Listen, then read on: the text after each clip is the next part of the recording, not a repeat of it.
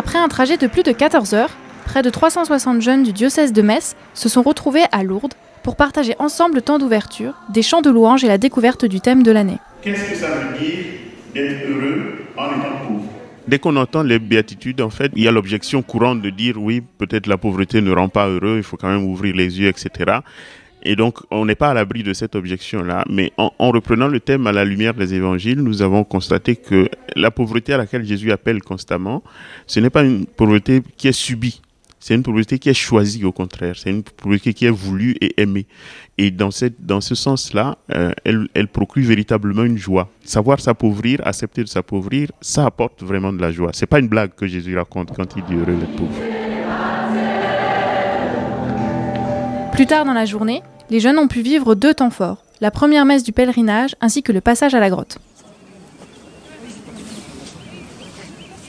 C'est assez particulier, le silence qui est maître malgré le fait qu'il y a beaucoup de personnes. On est vraiment sur les traces de Bernadette, on sent vraiment l'énergie particulière qui se dégage du lieu, du fait qu'une simple personne comme Bernadette a pu voir les apparitions de Marie.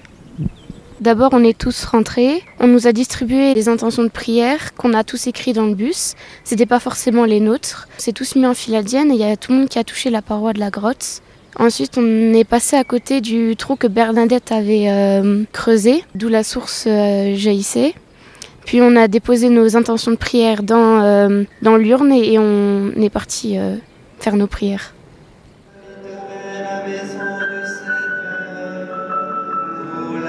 La messe était vraiment particulière puisqu'il y avait beaucoup de servants d'autel, l'évêque et son auxiliaire, et il y avait beaucoup de prêtres.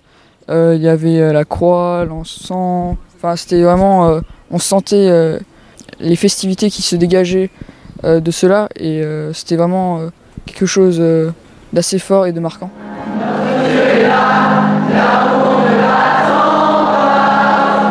Les attentes sont un petit peu les mêmes, c'est-à-dire c'est avant tout de favoriser la rencontre des jeunes avec le Christ, à la fois personnellement et en communauté.